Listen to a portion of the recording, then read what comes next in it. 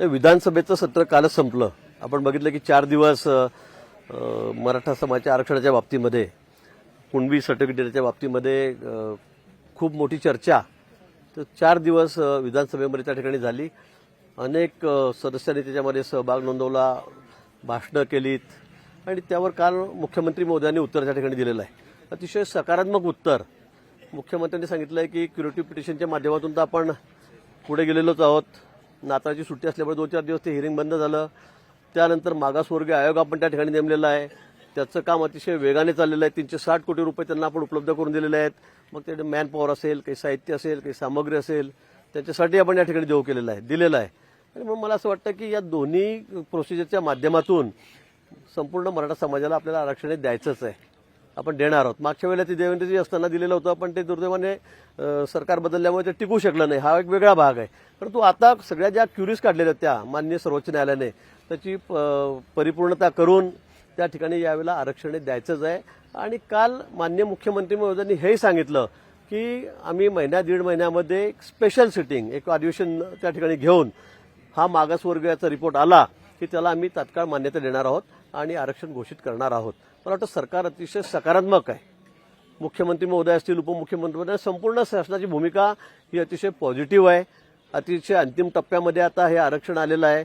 आणि म्हणून आम्ही जरांगे पाटील साहेबांना पुन्हा विनंती करायला, या ठिकाणी आमचे सहकारी मित्र उदयजी सामंत आहेत, भुमरे साहेब या ठिकाणी आहेत. आम्ही या ठिकाणी मुद्दामून या ठिकाणी आलेलो आहोत. बाबा आता 24 तारीख अल्टिमेटम हे आपण न करता आरक्षण अत्यक्ष आता जवळ आलेलं आहे. आपल्या पारड्यात ते पडणार आहे आणि म्हणून त्यांना विनंती करायला आम्ही या ठिकाणी आलेलो आहोत.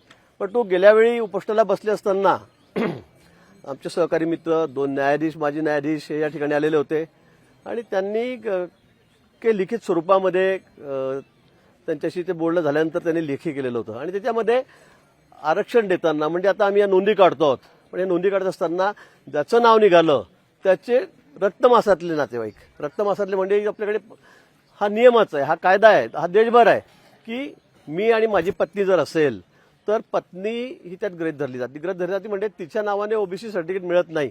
मी ओबीसी असेल तर मग माझा मुलगा आहे, मुलगी आहे, भाऊ आहे, काका आहे, चुलते आहेत, म्हणजे त्यांना ते सर्टिफिकेट मिळू शकतं. पण माझी पत्नी आहे, पत्नीचे मुलं मुली, तिचा भाऊ, म्हणजे यांना ते सर्टिफिकेट लागू होत नाही, ते मिळत नाही. पण तो यात मागच्या वेळी जे बोलणं झालं जरांगे पाटील साहेबांबरोबर, तर त्यात असं लिहिलं की सोयरे संबंध, सगळे संबंध, सगळे सोयरे हा शब्द त्यात टाकला गेलेला आहे. जरांगे पाटील म्हणतात की सोयरे म्हणजे काय, सोयरे म्हणजे आपले व्यायदोही, हा शब्दशः अर्थ त्यांनी घेतलेला आहे. परंतु तो नियमामध्ये कुठे बसत नाही. आतापर्यंत सुप्रीम कोर्टाचे अनेक निर्णय त्या संदर्भामध्ये झालेले आहेत. अनेक लोक कोर्टामध्ये गेलेले होते. सर्वोच्च न्यायालयाने ते सगळं फेटाळलेलं आहे की मुलीकडचं आरक्षण तुमचं गृहीत धरलं जात नाही. आणि म्हणून वडिलांकडचं म्हणजे वडील असतील, म्हणजे माणूस असेल तर त्याचंच रक्तवंशावळीतले जे खालचे नातेवाईक आहेत त्याचे सगळे संबंध आहेत, सगळे संबंध म्हणजे रक्तातले जे आहेत त्यांनाच ते सर्टिफिकेट मिळतं.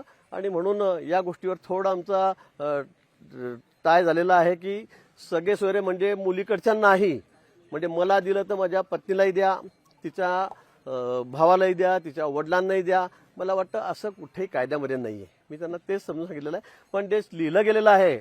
मागच्या वेळी आरक्षण सोडताना जे सगळे आमचे सहकारी आलेले होते तर तो सोयरे शब्द त्यांनी पकडल्यामुळे थोडी अडचण या ठिकाणी झाली आहे. पण मला वाटतं तोही प्रश्न कुठेतरी आम्ही त्या ठिकाणी खेळीमेळीच्या वातावरणात संपवू, याच्यामध्ये कुठेतरी तोडगा निघेल आणि आरक्षणाचा पुढचा जो मार्ग आहे तो निश्चित सरकारला पूर्ण करायचा आहे.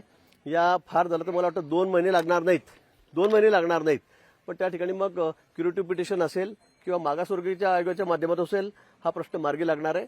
आणि त्याचबरोबर आपण ज्या नोंदी सगळ्या शोधतो आहोत, अजूनही 2 अहवाल आपल्याकडे आलेले आहेत. न्यायमूर्ती शिंदे, रिटायर्ड न्यायमूर्ती आपले जे आहेत त्याची समिती आहे, ती या संदर्भात मोठं काम करते. रात्रंदिवस त्या संदर्भात काम चाललेलं आहे. अजूनही आपण कुणबी दाखल्यासाठी शोधतो आहोत. पण जे दाखले सापडतील, मग तो माणूस असेल तर त्याच्या सगळ्या घरच्या लोकांना म्हणजे त्याच्या मुलाला, पुतण्याला, काकांना, चुलत्यांना ते लागू होणार आहेत. ते आपण त्या ठिकाणी देणारच आहोत. आणि म्हणून माझी पुन्हा जरांगे पाटलांना विनंती आहे की आपण आता अगदी अंतिम टप्प्यामध्ये आरक्षण आलेलं आहे. हे सगळं म्हणजे आपण एवढा मोठा लढा या ठिकाणी महाराष्ट्र उभा केलेला आहे. भूतन भविष्याचा लढा पण या ठिकाणी उभा केलेला आहे. त्याचं सगळं क्रेडिट आपल्यालाच आहे. खरं म्हणजे सरकार काम करत होतं, दुर्दैवाने ते फेटाळलं गेलं. परंतु आता सुद्धा हे सरकार, आमचं सरकार, माननीय शिंदे साहेब हे या बाबतीमध्ये दोन्ही उपमुख्यमंत्री आमचे या संदर्भामध्ये अतिशय सकारात्मक आहे. कुठल्याही परिस्थितीमध्ये आम्हाला या ठिकाणी आरक्षण द्यायचं आहे आणि हे स्पष्ट केलं की ओबीसीच्या आरक्षणाला कुठे धक्का न लागू देता हे आरक्षण आम्हाला द्यायचं आहे आणि म्हणून आपण आम्हाला सहकार्य करावं एवढी विनंती करायला आम्ही या ठिकाणी आलेलो आहोत. कालच मुख्यमंत्री महोदय, दोन्ही उपमुख्यमंत्री महोदय यांच्याशी चर्चा झाली आणि आम्हाला तिघा चौघांना चिवटेपण या ठिकाणी आम्हाला सर्वांना या ठिकाणी पाठवलेलं आहे.